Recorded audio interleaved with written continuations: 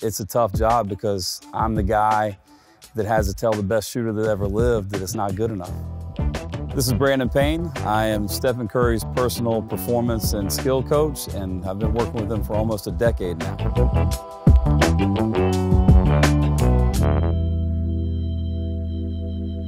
When I looked at the landscape of players in the NBA, there was only one player that I wanted to work with, and that was Stephen Curry. When Steph and I first got together, he was actually coming off of an ankle surgery. So the first big ankle surgery that he had in the NBA. And at that time, it was all about modifying drills, modifying movements to make sure we were doing it safely and trying to build that back up.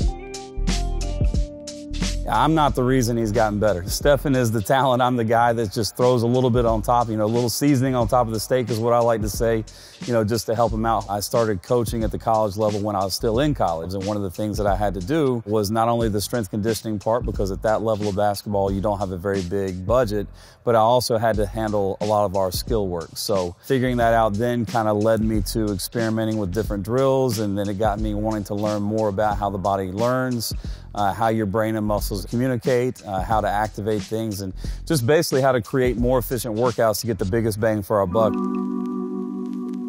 So strength conditioning, it used to be kind of a general term that we use for lifting weights and getting stronger, but now strength conditioning involves so much more, including just the ability to be mobile in your joints, flexible in your muscles. That's such a big part of what we do, because if we don't have fluid movement, it's really hard for players to take the things that we're showing them from a skill standpoint and actually put it into games. Like right now in our off-season progression with Steph, we're not even really to a point to where we're lifting. We're still working on mobility. We're still working on corrective actions from little injuries that happened during last season, because we don't want things we do on the floor to be done at the incorrect time, because we're actually building incorrect movement patterns. We actually do have some technology that will let us know each day what the optimal training window will be based off of central nervous system feedback. And so we do use that to tell us what time of day to train. Can tell you like your window from 3 to 5 is your strongest window today. I'm trying to get him in and out in 90 minutes to 2 hours. So he'll work out 3 consecutive days. He'll take 1 day off. As we start to ramp up his movement in terms of how much he's running each day in our drills, we'll probably switch and go to a 2 day on, 1 day off. And that 1 day off won't be completely off. It'll be a strictly recovery day. And then as you get closer to the season, we'll probably take about 4 or 5 days consecutively off, give him another mini vacation. Then we'll go for about 5 straight days prior to training camp, and then he's with the Warriors. And we're looking for as many ways as we can to have him improve without putting any additional miles on his body. So, virtual reality is something we've started adding in on days where he's strictly recovery. So now we're going to talk about some of the tennis ball and basketball drills we go through with Stephen and some of our other NBA players. So we start with some basic tennis ball stuff, and then we progressively overload it. What we're looking for here is we're looking at breathing patterns, we're looking at his posture, we're looking at the tempo and speed of the basketball, and we're making sure that the basketball and tennis ball are operating independently, so that the speed of the tennis ball doesn't dictate the speed of the basketball, and the speed of the basketball doesn't dictate the speed of the tennis ball. Once we see that they can do that, we'll then progress them to the next level. So now we're going to go with a bounce catch, toss catch. To give you an idea of how detailed we are with this, we're even very specific about the path the ball takes under Stephen's legs. We don't want the ball to go under your glute. We don't want it under your butt. We want it under your knee. We do so much lateral spacing, so if you watch Stephen play during games, he does a lot of spacing side to side. He's either going between his legs or behind his back. The path the ball takes affects his shooting mechanics, so if he doesn't get the ball cleanly from one side of his body to the other, it will affect his shot. The process of acquiring new skills is no different than when you learn something in school. So we have to train our brains to learn and absorb.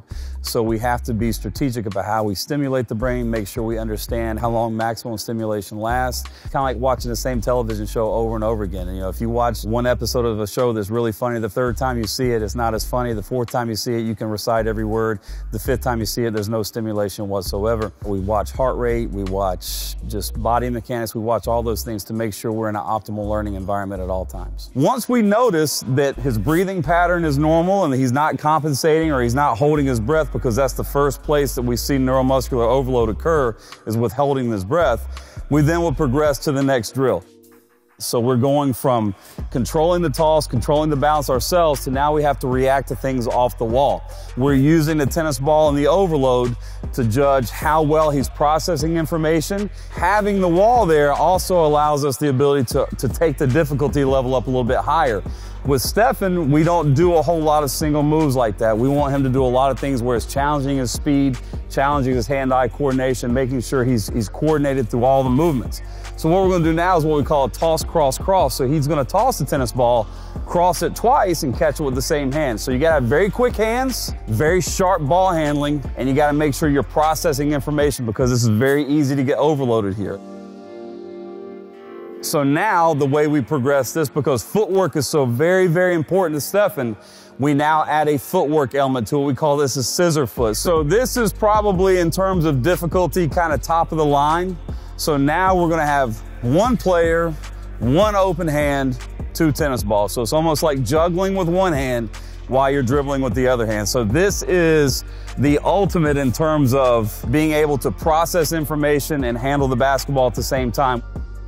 So this is a decision-making drill. So the ability to handle the basketball, have all this external stimulus going on, and execute is no different than making decisions late in games. When he's in tight situations, he's a little bit fatigued, there's other really good players on the floor, guys trying to guard him, and he's got to make the right decision to either pass the ball or take a shot. So the overload of the tennis ball, the overload of the second basketball, all those things are overloading what would be easier with one basketball. So if you took the crossover, you take the tennis ball away, all of a sudden the basketball feels faster, it feels easier. The first place we look for the overload is with the mouth and the breathing. Sometimes you'll see them, they'll lick their lips, or they'll clench their jaws really tight, or they'll close their mouth. The next place you kind of look is you'll see them start to bounce, or you see them start to rock back and forth. Then you can look at their hips start to do funny things, or their knees start to go what we call valgus. The hard part with Stephen is he's so intelligent, he's so good with all these drills. I'm constantly having to come up with new things to try to challenge him and stimulate him. But one of the things that we still battle with Stephen on is on the two-ball dribbling. He likes to get into what we call a hinge position, where he gets his nose out in front of his toes. That's something where I see it sometimes on TV when I'm out at games, and it kind of drives me crazy because he knows better. But a lot of trainers are really maybe falling short in that category of understanding how important paying attention to mechanics and little things on stationary drills, how that really affects things on the floor.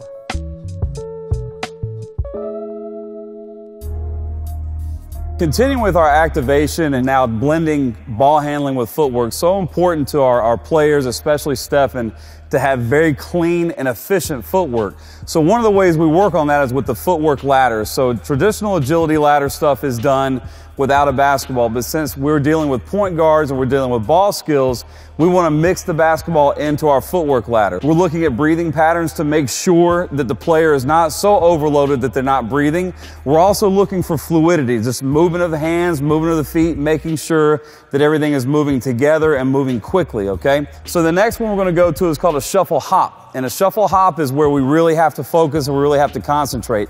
This is where we're going to look at the foot patterns, because we want to be quick, but we want to be efficient. Probably the biggest mistake we see players make on the ladder is they take extra steps or extra tap steps, and that essentially slows you down, because every extra step we take is another step a defender gets opportunity to get in front of us.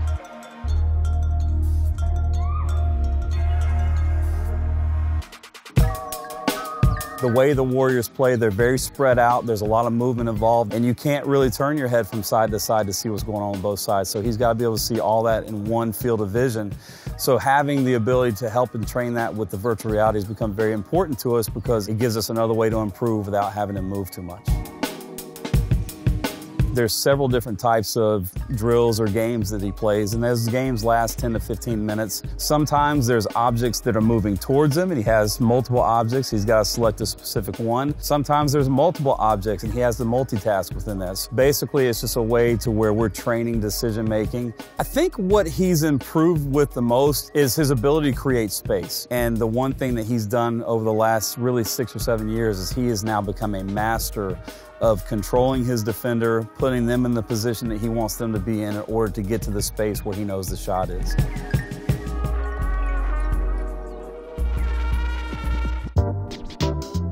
So for Stephen to create space and for Stephen to keep the ball safe when he's driving to the basket, we have to make sure that our shoulders are getting to the inside of our defender's chest. So we call it the chest battle. If I can get my shoulder to the middle of my defender's chest, the ball's protected and I'm playing with leverage. So with this drill, we want to make sure that he's twisting and turning his shoulders as the ball is going between his legs. So all these drills, we can add footwork, we add numbers, or we add reactionary elements. You have to be able to handle the ball, you have to be able to make decisions, you got to be able to make shots off of it. Okay, one of the training tools that we use and is highly effective with Steph is the Vertimax. And what the Vertimax does for us is it allows us to add a little bit of external resistance to each movement. So not only does it help us with our movement in terms of our acceleration and our deceleration, but it also helps us learn things in a quicker manner. So adding light loading to a movement really aids in muscle memory and it helps us absorb what we're doing. And it's very important for a guy like Stephen that stops and starts and changes direction a lot. We really have to train his decelerating patterns just as much, if not more, than his accelerating patterns, because we have to be able to change directions efficiently and mechanically sound.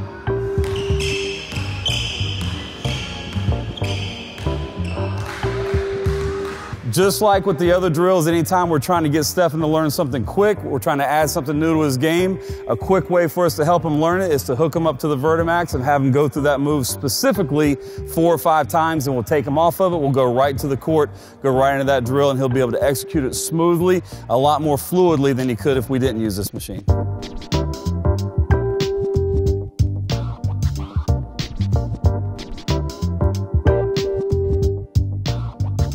He was the first guy to really recognize that, well, if I can't get by the guy in front of me, there's always space behind me. I think that he's kind of revolutionized basketball in that way. You know, my 11-year-old son doesn't really think a whole lot about taking a 22-foot jumper in a game, and you know, maybe 10 years ago, we would have never let a kid that age take that shot, but basketball is now evolving to that point, and it's all because Stephen has changed it.